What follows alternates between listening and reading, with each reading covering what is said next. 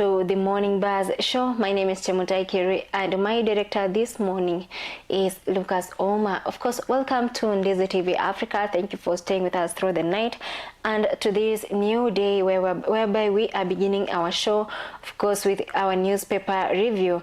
And of course, many things have been happening in Kenya lately, but the most thing that a lot of Kenyans have been anticipating is what is really going to happen today. A lot of Kenyans are really waiting for a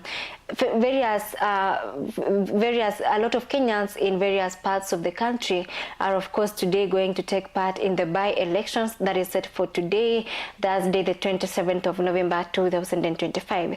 This is something that a lot of Kenyans have of course been expecting since the day that IEBC came into place, and the IEBC new commissioner and the IEBC new personnel of course were put into place earlier this year. And of course, a lot of Kenyans, of course, today are going to partake in the 24 by-elections countrywide to make sure that they are voting in their MCAs and also their members of parliament and replacing those whom we lost during the way, and of course those who were removed during the way. And of course we are going to begin with our the standard newspaper, and of course in the headlines this morning it is the 2027 dress rehearsals in its balls. And this is something, of course, that is about the by-elections, like I mentioned earlier, like I introduced earlier. The by-elections that is going to happen countrywide is today in 24 voting areas across the country this day. And of course, in the standard, like I mentioned, in the balls, 2027 dress rehearsal.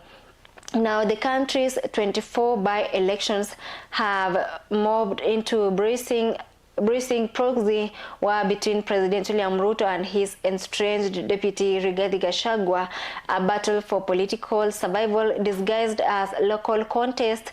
Every ward and constituency has become a testing ground for 2027, with money, state machinery and ethnic loyalties pulling in opposite directions.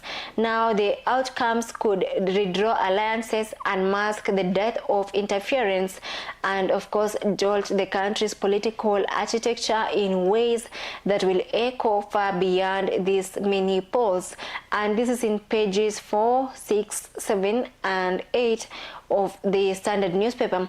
Of course, now the country, like I said earlier, the country is yet to undertake 24 by-elections countrywide, voting in MCAs and of course the members of parliament in various parts of the country.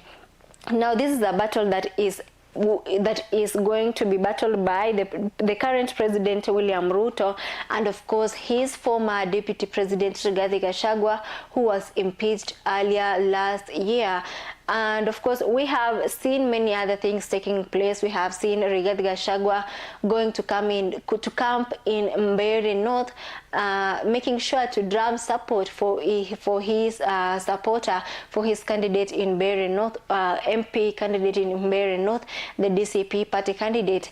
And of course, we have also seen President William Ruto sending support to drum, sending personnel like Farouk Kibet, Musalia Mudavadi, and the National Assembly Speaker Moses Wetangula. They have been drumming support for various UDA aspirants countrywide when it comes to the MCA and of course the members of parliamentary seats countrywide. We have seen them in Malava. We have also seen them in Mbeere North. And now moving on with this newspaper, like we are seeing here below, we are seeing the candidates who are going to be contesting, who have been contesting, and of course who are waiting for their results today after the by-elections. And of course, this is Boyd Were of ODM, who is this is Boyd Were of ODM in Kasipul, is contesting for MP in Kasipul, and the other one there is Philip Aroko, who is an independent, of course, vying against Boyd Were in Kasipul. And these others, of course, too, are various candidates who are going to vie also in various parts of the country and for various seats, especially the parliamentary seats elections in the country. And of course, many of them, of course, are going to make sure that they are winning these elections. And now moving on with the newspaper, as we can see, these are various people, and now here coming to this other part of the newspaper, it says that the MPs, or rather, let me use this other part. Now, this is something that, of course, a lot of Kenyans are making sure that, of course, they are going to turn up this morning and in this day, during the rest of the day, to ensure that they are going to make sure that they are electing their leaders of choice when it comes to, you know, these candidates being elected to office to represent the Kenyans countrywide. And of course, this is something that many people, the IEBC, of course, like we said earlier on yesterday and even in the previous days, this is a litmus test for the IEBC chairperson Erastus Edung Ethekon and his team that were elected, that were vetted into office earlier this year. And of course, the opposition, the united opposition, have been giving a lot of inputs, a lot of opinions, and of course making sure that the IEBC is doing their rightful duty by making sure that the elections are fair, free, and of course everyone is going to partake according to their democratic rights given in the constitution of the country. And now I want us to look at the Daily Nation newspaper. Of course, it is, of course, again something that is also happening in the country, and this is about the by-elections that is yet to happen today. Now, in the polls this morning, it's a moment of truth. Now, the D-Day voters cast their ballots today in one of the country's most consequential by-elections for both President Ruto and the united opposition. The contest served to build political momentum, sway perception, and gauge popularity ahead of the 2027 polls.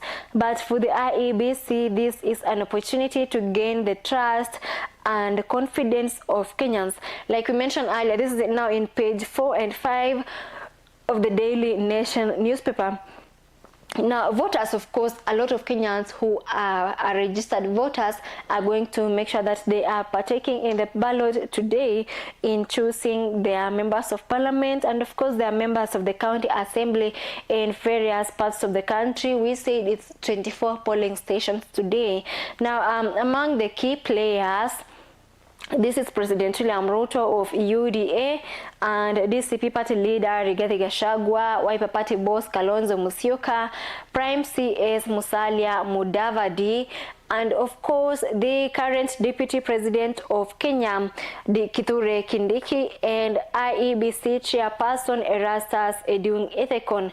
Now, these are the people, of course, President William Ruto, Rigathi Gachagua, and Wiper party Kalonzo Musyoka. These are the people who, of course, have candidates in their parties contesting for various seats in the country. They have those contesting for the members of the county assembly and those contesting for the members of parliament seat.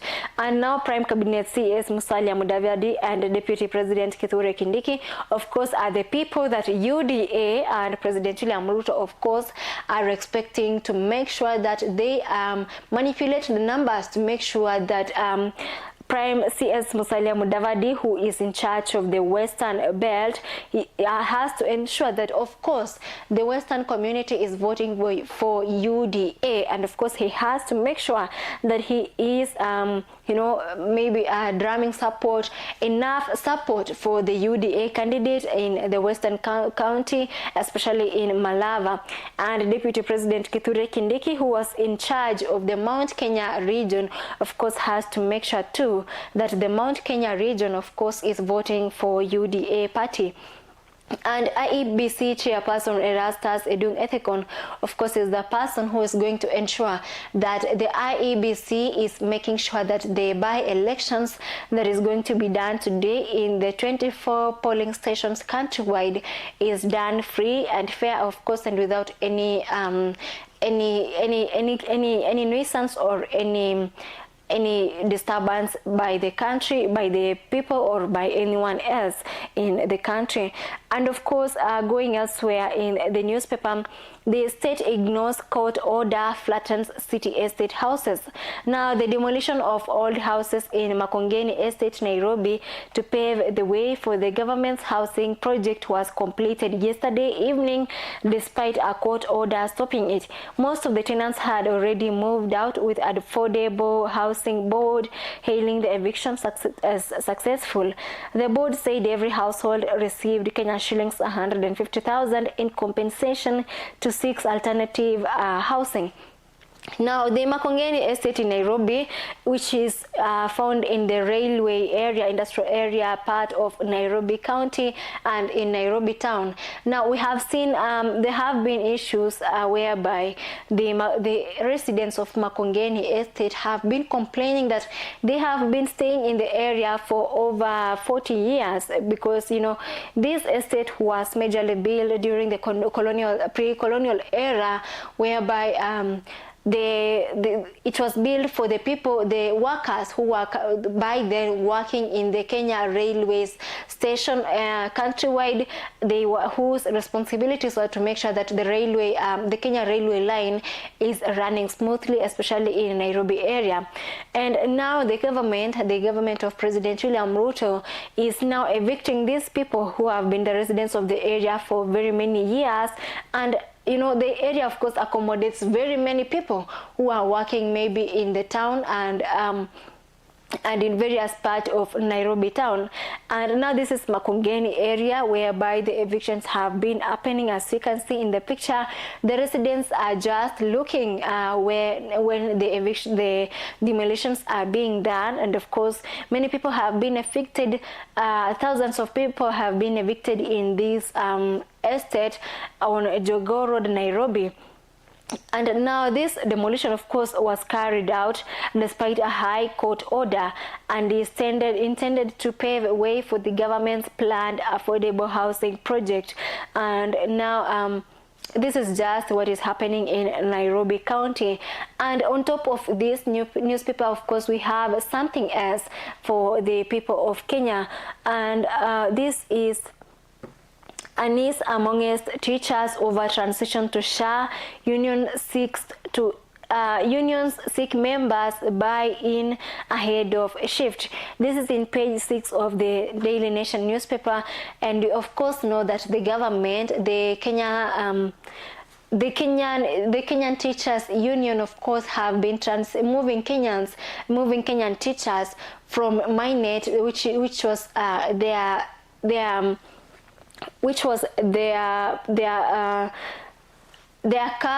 health cover to SHA, which is made sure by the government, that which was implemented by the government earlier last year.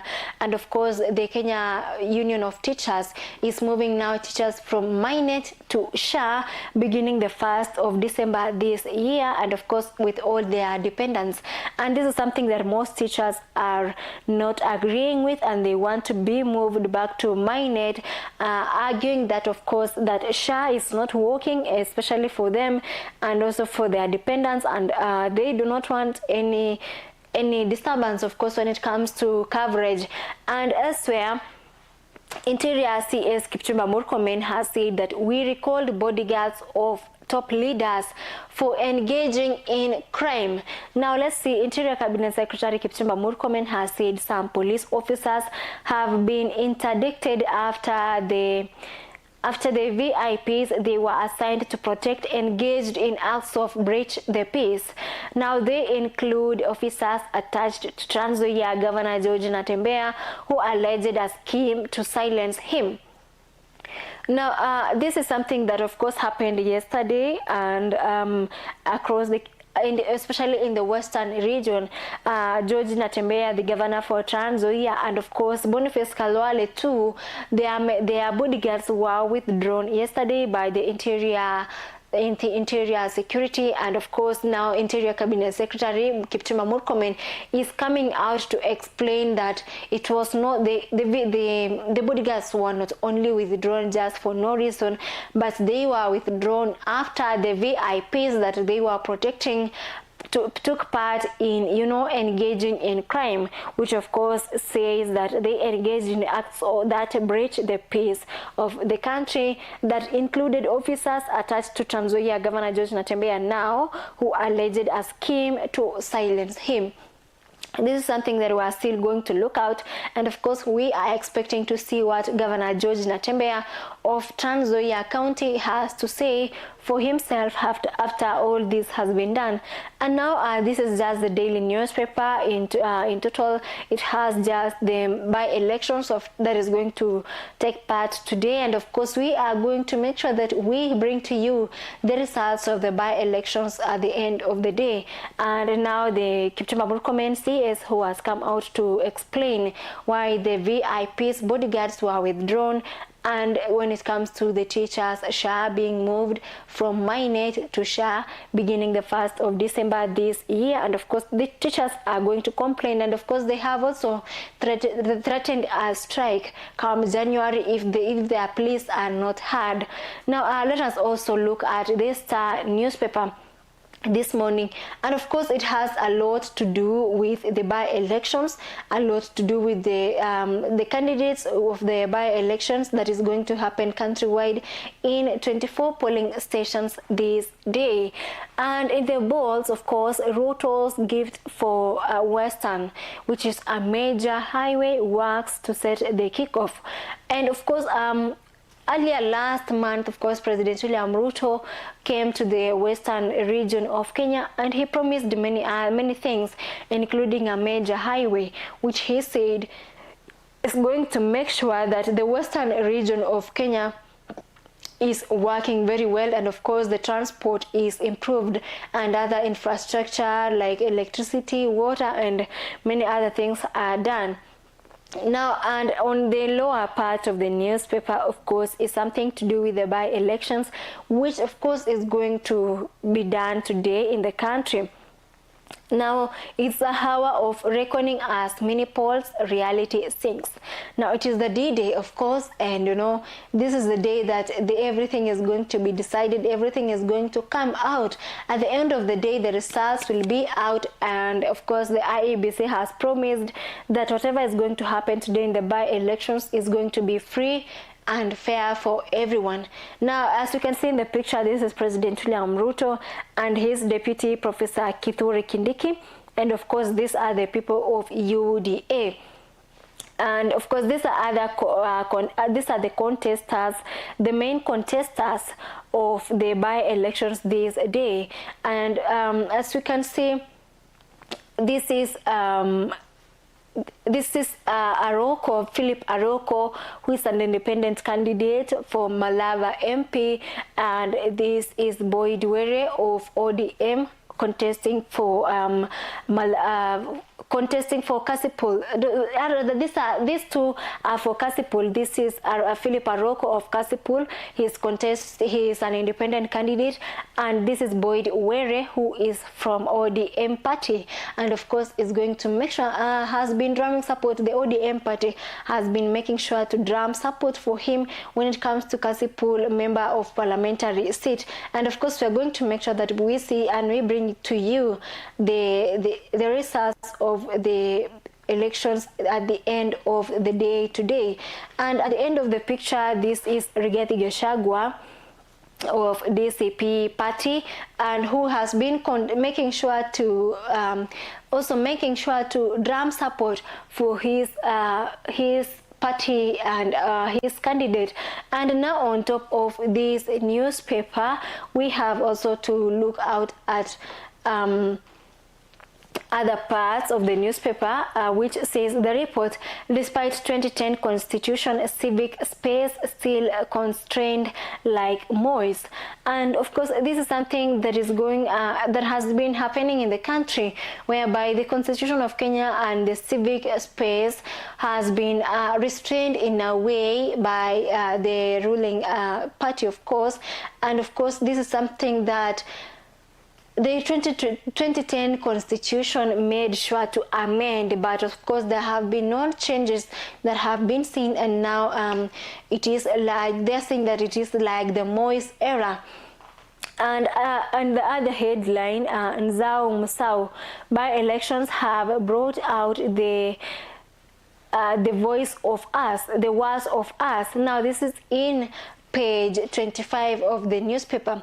Nzau Musau is saying that the by-elections, of course, have brought out the worst of us. Many things have been seen, and many things have been witnessed during the campaigns for the by-elections. And you remember, this is only for the 24 polling stations countrywide. Now let us ask ourselves, how about when it comes to the national elections for the 2027 August general elections? You know, it's going to be something very major, like the political field in Kenya, of course, is going to take a party and, of course, do a lot of things. And that is just the Star newspaper and the Daily Nation newspaper, and of course the Standard newspaper. And we are taking a commercial break. When we come back, we'll also be looking at the other remaining newspapers.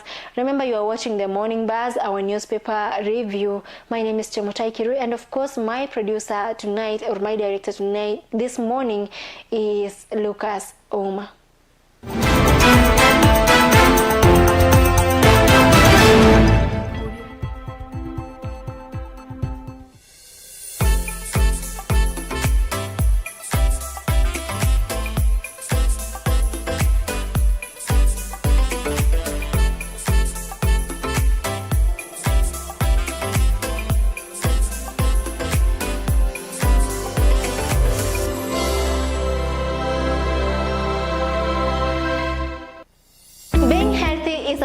Everybody longs for. Human beings will spend their time online searching remedies for conditions challenging them. Some will go to medical facilities seeking medical help, while others will use herbal means to keep their health hazards.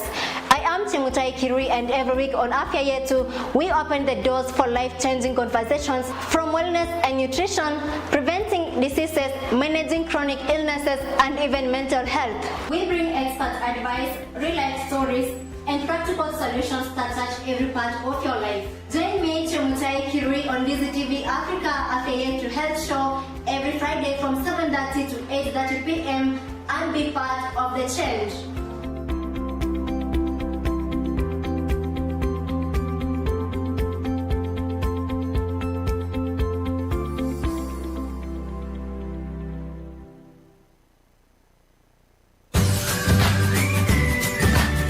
Je, wajua kwamba mapishi si kazi tu ila ni sanaa? Njoo tujifunze mapishi mapya katika runinga ya Ndizi TV Africa. Hapa ndipo tunapika, tunajifunza, tunakula, tunasherehekea na kucheka kidogo. Ungana nami kila siku ya Jumanne kuanzia mida ya saa 2 usiku katika kipindi chetu cha Pishi Bora. Hapa ndipo tutakuwa tunapika vyakula mbalimbali ambavyo vitakuwa vinanukia, kama vile mchuzi wa nyanya, tunapika kuku kitunguu, tunapika wet fry na vyakula vingi zaidi. Njoo tujifunze pamoja na tulete ubunifu jikoni katika kipindi chetu cha Pishi Bora. Ungana nami Ronelfa katika kipindi cha Pishi Bora, tulete ubunifu jikoni.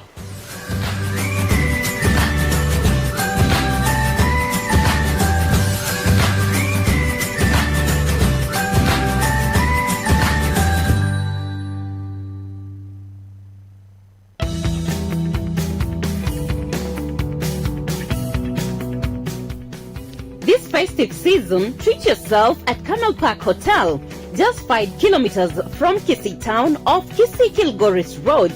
Enjoy luxury, comfort, and a 10% discount on all accommodation services. Book now and celebrate in style. Camel Park Hotel, the pride of Kisii.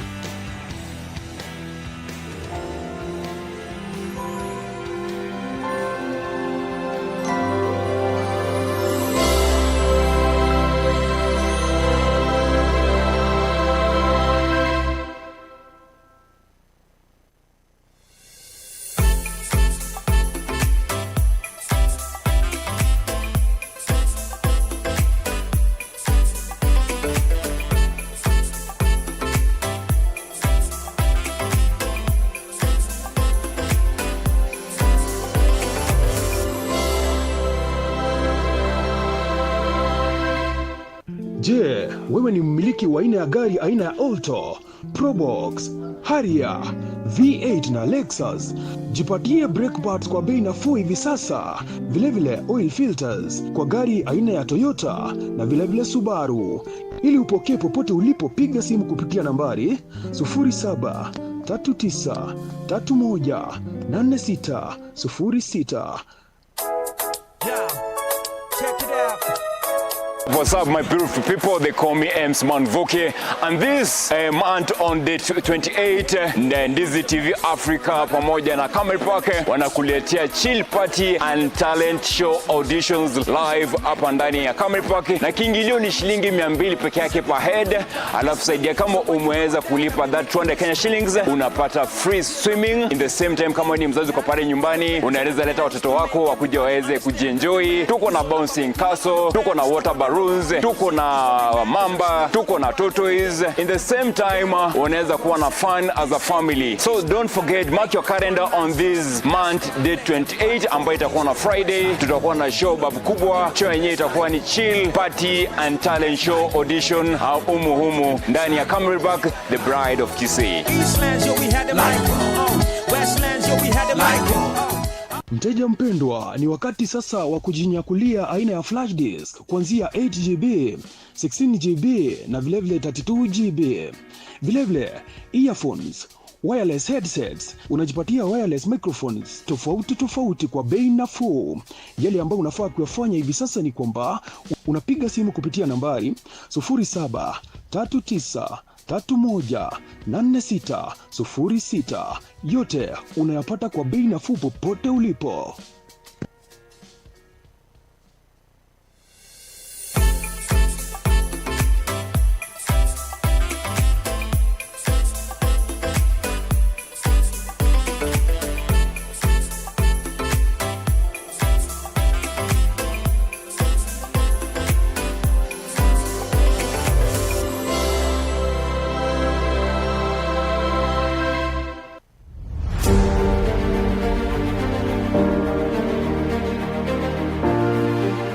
Naam, ni wakati wa kusikiza sauti inayobeba maono, busara na hali halisi ya kisiasa humu nchini. Karibu katika kipindi Sauti ya Uongozi. Hapa tutakuwa tunazungumza na viongozi kujieleza katika hali halisi ya yale ambayo waliahidi kuyafanya, na bila shaka kukupa wewe mtazamaji nafasi ya kuzungumza kama mwananchi wa kawaida kwa yale ambayo waliahidi kuyafanya katika maendeleo humu nchini. But after making the payment, they delete it. Now, what kind of accounting is that? Because you are supposed to maintain the details of whoever you paid, so that the figures can balance. Watu ambao wanafanyiwa sio kwamba ni wale wananchi wote ambao wako pale wanafanyiwa ile funding, ni makundi haswa. Na zile pesa kufika katika makundi ikamfikia mwananchi yule ambaye alikuwa anachangiwa akapata kiasi kidogo cha pesa. Ina maana kule kuzurula, ule msururu wa kuzunguka inakuwa ni kama ni null and void kwa mwananchi, anaiona kwamba analagaiwa. If you graduated in 2016 and somebody graduated in 2020, the 2016 was to be given priority to get that job. But nowadays, members of parliament have taken over. They get the letters, they dish them in funerals, others they sell them to the highest bidder. Kila wiki tutakuletea mahojiano ya kina na viongozi kutoka sekta mbalimbali na jamii kwa ujumla. Je, unajiuliza maswali ni kipi ambacho kinajiri nyuma ya pasia la uongozi?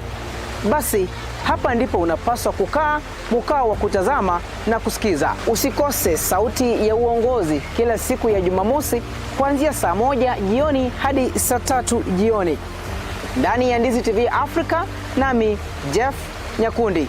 Sauti ya Uongozi, tunazungumza, tunajenga, tunabadilika.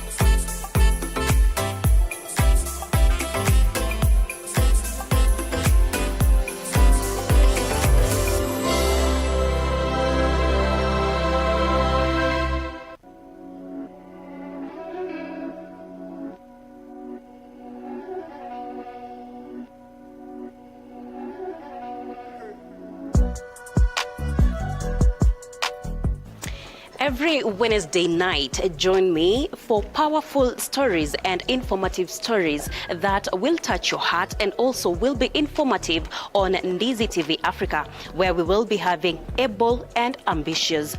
Join us as we empower voices that need to be heard and also encourage the inclusive voices in the society, one story at a time.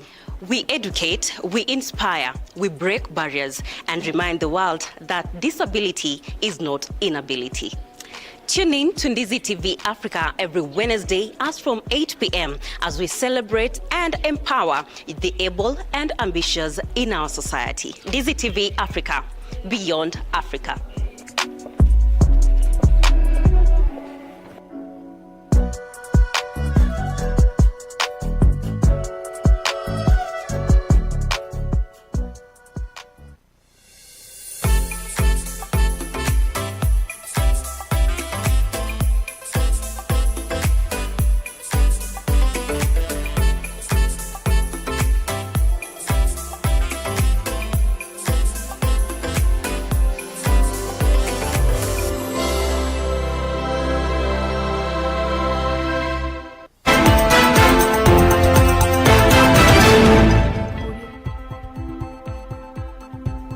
Now, welcome back to the Morning Buzz. Remember, my name is Chemutai Kiri and my director this morning is Lucas Ouma. And before we went on the break, we were on our newspaper review, whereby we have reviewed the Standard newspaper, the Standard, and the Daily Nation newspaper. And now, moving on with the newspaper review, we are going to look at the People Daily newspaper. And now, of course, it's also about the by-elections that is yet to happen today countrywide.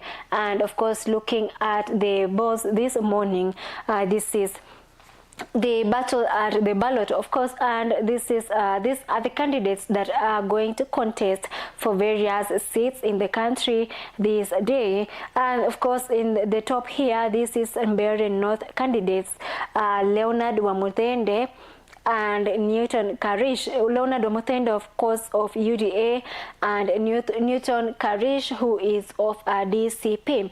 And Kasipul constituency members of parliamentary candidates, this is Boyd Were of ODM and Philip Aroko, who is an independent candidate, and both of them, of course, vying for Kasipul members of parliamentary seats.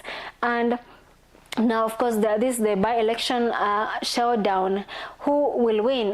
We are yet to see. At the end of the day today, of course, we will have known whereby the at least even where the by-elections will be at, and of course, who are going to win the candidacy. And of course, this is David Ndakwa. These are Malava candidates. This is David Ndakwa and Seth Kura Panyako, who are making sure, of course, they are contesting for Malava parliamentary seats too.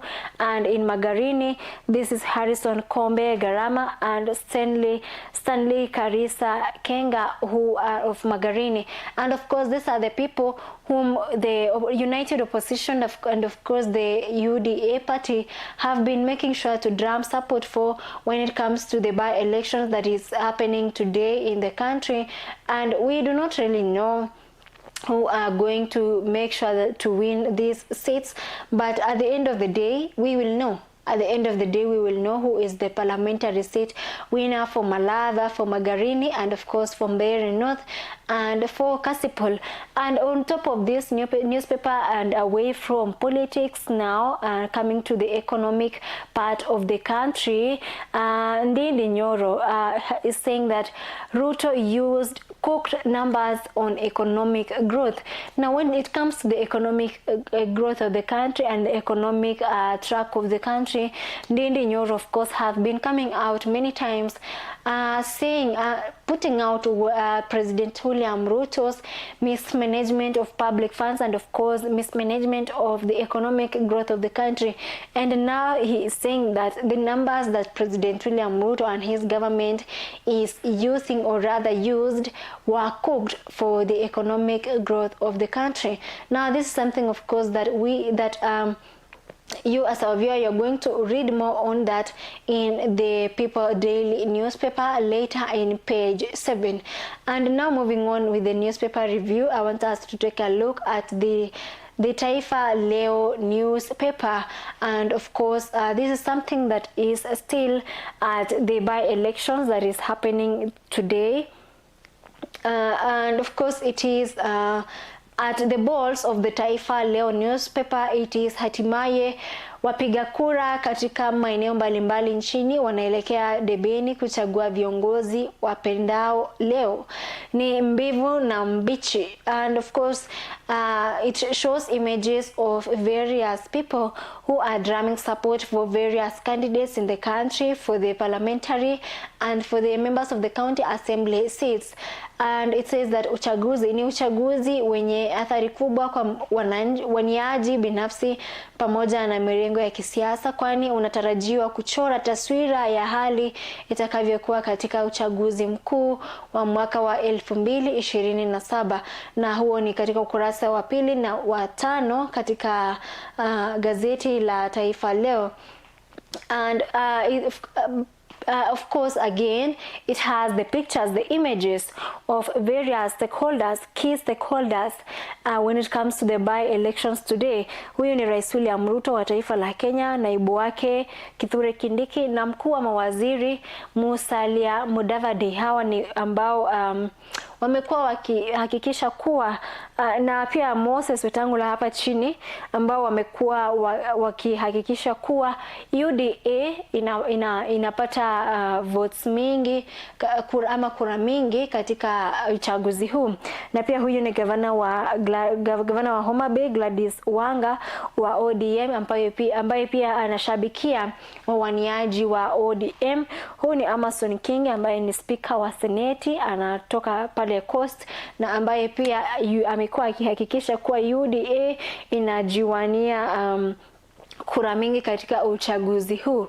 Na hawa pia these members, I can say, of the United Opposition, most of them. This governor wa Trans Nzoia George Natembeya, kiongozi wa Wiper Kalonzo Musyoka, na kinara wa DCP Rigathi Gachagua, Cleophas Malala ambaye ni naibu kiongozi wa DCP, Fred Matiang'i ambaye ni kiongozi ama naibu kinara wa Jubilee, na Justin Muturi ambaye ni kinara wa chama cha Democratic Party DP. Hao ni watu ambao pia wamekuwa wakihakikisha kuwa uchaguzi ambao utafanyika ama uchaguzi mdogo ambao utafanyika siku ya leo yanafanyika, ama wawaniaji wao wa vyama vyao tofauti tofauti watahakikisha kuwa wamepata hizo kura, na wamekuwa wakifanya kampeni hizo kwa muda mrefu kufikia leo. Na kwingineko ni kwamba Chelsea wa City na Barcelona the Blues wanafunza Barcelona boli, huku Man City wakipata aibu ya mwaka Etihad. Hii ni katika ukurasa 20 wa gazeti la Taifa Leo, ni kuhusu michezo na kule viwanjani. Na kwingineko ni kwamba utawala wa Ruto wakopa shilingi trilioni 3 kinyume na ahadi yake mnamo mwaka wa 2022. Kenya Kwanza imeelemewa na njia ya mikopo, na huyu ni Mbadi ambaye ni CS wa Treasury, anasema kuwa utawala wa Ruto wakopa shilingi hadi trilioni 3 kinyume na ahadi yake ya mwaka wa 2022 ambapo aliahidi kuwa hatakopa. Na kwinginepo ni huyu ni mwaniaji wa ODM Kasipul parliamentary, anasema kuwa pasipo Raila ODM yatoka jasho. Kasipul, mwaniaji wa ODM Boyd Were, anakabiliwa na upinzani mkali kutoka kwa Philip Aroko.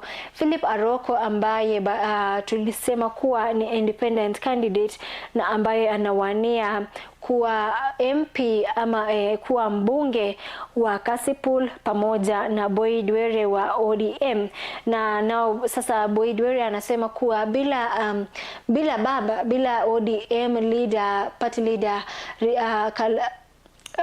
Raila Odinga, anasema kuwa ODM inakutana na makabiliano mingi kutoka kwa wapinzani wao ambao ni of course UDA na independent candidates. Anasema kuwa Kasipul kuwania kiti cha parliamentary Kasipul inakuwa inamtoa jasho mingi kushinda ikilinganishwa na wakati ambapo baba alikuwa.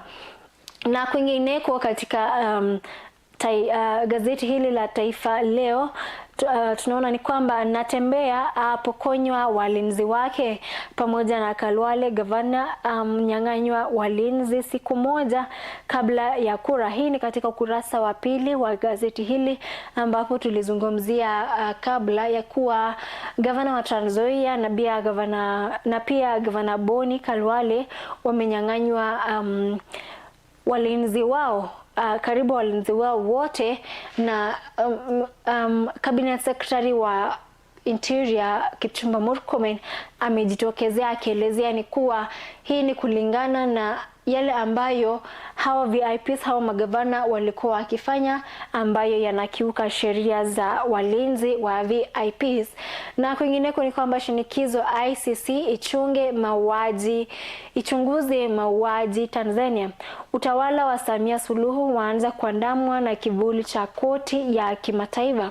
Ukurasa wa 8 katika gazeti la Taifa Leo ni kwamba koti la kimataifa ICC linaanza kuchunguza na kuzingatia sana kwa kina mauaji yaliyofanyika nchini Tanzania katika mwezi uliopita ama mwanzo wa mwezi huu katika uchaguzi mkuu uliofanyika, ambapo watu wengi sana walipoteza maisha yao. Na of course President wa Tanzania Samia Suluhu alianza kusema kuwa mauaji hayo hayakuwa yakifanyiwa na polisi ama yalikuwa tu yanafanywa na wahuni, ambao pia yeye anahakikisha kuwa watapatikana na wataletwa katika kitabu na kupata haki yao ambao wamepotezea watu wengine maisha yao. And this is about the newspaper review in the Morning Buzz show. My name is Chemutai Kiri and my director is Lucas Oma. We are taking a commercial break, and of course when we come back we will be going to the morning report, highlighting to you what has been happening in the country, and of course what happened especially yesterday in the country. And when you come back, of course, that is the morning report that will be happening. My name is Chemutai Kirui, and the Morning Buzz is taking a commercial break.